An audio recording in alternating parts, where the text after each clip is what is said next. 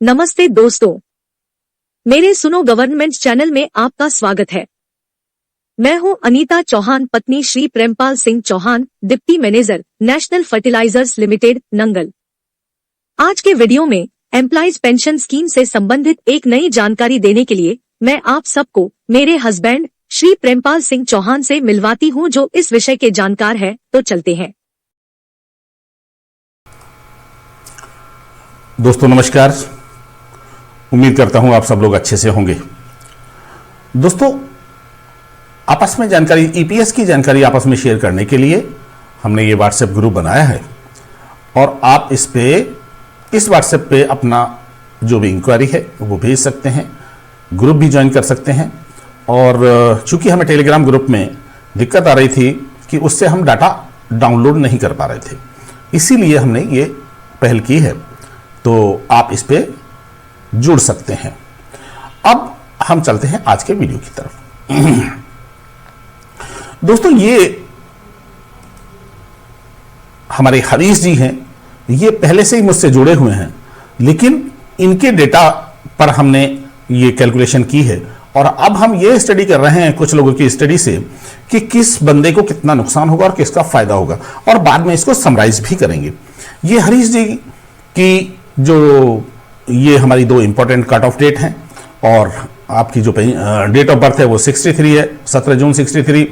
88 में आपने organisation join की और 95 में ये हमारी ईपीएस के मेंबर बने, यानी 7 साल इन्होंने पेंशन ली है, मेंबर रहे हैं, और 21 में ये 17 जून 21 को रिटायर हो गए हैं। तो इस तरह हम देखते हैं कि इन्होंने लगभग 26 साल नौकरी की है और लगभग 7 साल नौकरी इन्होंने एफपीएस में की है। तो इस तरह 26 साल के लिए जो फैक्टर होता है वो 7.117 होता है। तो इस तरह ओल्ड पेंशन हमने इनकी कैलकुलेट कर ली। जब हमने ओल्ड पेंशन इनकी कैलकुलेट कर ली तो अब हम देखेंगे कि इनको पहले केस में यानी प्रेजेंट पेंशन कितनी मिल रही है। इनको प्रेजेंट पेंशन जो मैंने कैलकुलेट की है वो मेरी कैलकुलेशन के हिसाब से आती है 3994, यानी इनको 3994 पेंशन मिल रही है। मैंने एक वीडियो में यह भी बताया कि 3994 की रिकवरी कभी नहीं होगी। यदि हमें हायर पेंशन ना हो तो 3994 की रिकवरी कभी नहीं होगी, क्योंकि जो अमाउंट जमा करना पड़ रहा है, जिनकी भी 4000 के आसपास पेंशन है और उससे ज्यादा है, उनकी रिकवरी कभी नहीं होगी। ये लगभग, हाँ मुझे याद है, शायद 3900 की 58 ईयर्स में रिकवरी होगी। तो इस तरह ये रिकवरी हमारे पास कभी भी नहीं होगी। यानी ईपीएस की पेंशन ऐसी बनी हुई है कि जिसमें आपके ही पैसे की वैल्यू आपको कभी नहीं मिलेगी। तो ये बहुत ही सोचने का विषय है और निकट भविष्य में क्या किया जा सकता है ये देखा जाएगा, वक्त बताएगा। तो दोस्तों, ये एक केस हो गया। यदि हमारी 100% पेंशन रही होती, यानी ये 2014 का अमेंडमेंट ना आया होता, तो 15,000, भले ही 15,000 ही होती, हायर पेंशन हमें ना मिली होती, तब भी इनकी पेंशन 6520 बननी चाहिए थी। यानी 6520 का 100% होती, यानी पहले से ही 6520 का 60% आपकी पेंशन को घटा दिया गया। अब हायर पेंशन की बात करें। हायर पेंशन में यदि ये 2014 का अमेंडमेंट नहीं आया होता, अपहेल्ड नहीं किया होता सुप्रीम कोर्ट ने, तो इनकी पेंशन बनती, तो इनकी जो 12 महीने की एवरेज बेसिक है वो बनती 1,10,972, 1,10,972, एंड इनकी जो पेंशन है वो बनती 44,368 रुपए। ठीक है जी। अब सुप्रीम कोर्ट ने ये 60 मंथ्स का जो इसको अपहेल्ड कर दिया, और अपहेल्ड करने के बाद में अब 60 मंथ्स पे हमारी पेंशन कैलकुलेट करने की उम्मीद बनी थी, जो कि उसमें 60 महीने का एवरेज लेना था। तो 60 महीने का एवरेज हरीश जी का होता है 1,03,171। 1,03,171 पे भी आपकी पेंशन 40,188 रुपए बनती है। चलो भाई, बंदे ने स्वीकार कर लिया, ये बनती है। लेकिन अब ईपीएस एक और चीज, ईपीएफओ एक और चीज लेके आ गया कि अब हम इसे प्रोरेटा बेसिस पे लागू करेंगे।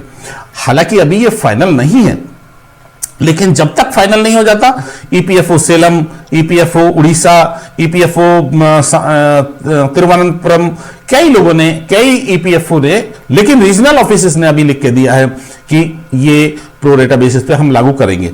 अभी लेटेस्ट खबर ये भी थी कि आपको याद है कि 1/3 कट लगाना चाहता है, तो वो 1/3 कट जो लगाना चाहता है वो इसी तरह लगाएगा, इसी तरह आपकी पेंशन पे लगाना चाहता है। जैसे देखिए इनके केस में 1/3 हो गया, 40,000 इनकी पेंशन बनती है, और यदि ये प्रोरेटा बेस लागू किया जाता तो 30,000 बनेगी, तो सीधे सीधे 25% का कट हो गया, सीधे सीधे 25% का कट हो गया। तो इस तरह यदि हम प्रोरेटा बेसिस पे भी यदि हमें बेनिफिट बाद में मिलता है, 2 साल का जो बोनस ईयर है, जो बोनस टाइम है, 2 साल का बोनस ईयर है, और उसके जो डेज होते हैं उसका बेनिफिट हमें बाद में मिलता है, तो हमारे जो दिन हैं वो बाद में बढ़ जाएंगे। यानी जो आपकी 60 महीने की सैलरी है उस पर कैलकुलेशन होगी तो आपके दिन ज्यादा होंगे, यहां दिन कम है, ये 730 दिन कम है। तो इसमें भी 2 केस बनेंगे कि ऐसा ही ईपीएफओ ने, कुछ ईपीएफओ ने कैलकुलेट किया है कि बोनस का टाइम जो है वो 60 महीने के बाद दिया है, यानी 2014 के बाद दे रहे हैं, और इस केस में 2014 के पहले दे रहे हैं। तो यदि 2014 के बाद देते हैं तो पेंशन बनती है 30,513 रुपए, यानी 90% का रह गया 68%। और यदि ये बेनिफिट पहले मिलता है, 2014 से पहले मिलता है, तो पेंशन रह जाती है आपकी 66%। इस तरह आप देखते हैं कि पेंशन हमारी जो है इन्होंने घटा के 66% पे ले आए हैं, यानी इनको इतना नुकसान हुआ है। हालांकि ये बेसिक वाइज है, किसी को 48% तक, मैंने 45% तक का कैलकुलेट किया है, तो इस तरह लोगों के नुकसान होंगे।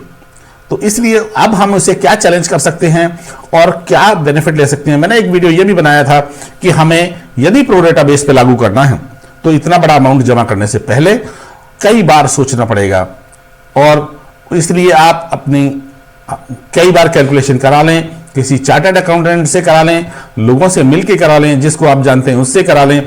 लेकिन एक बार, जैसे इनको दिसंबर 2023 तक हरीश जी को 18,29,424 रुपए जमा करने पड़ेंगे।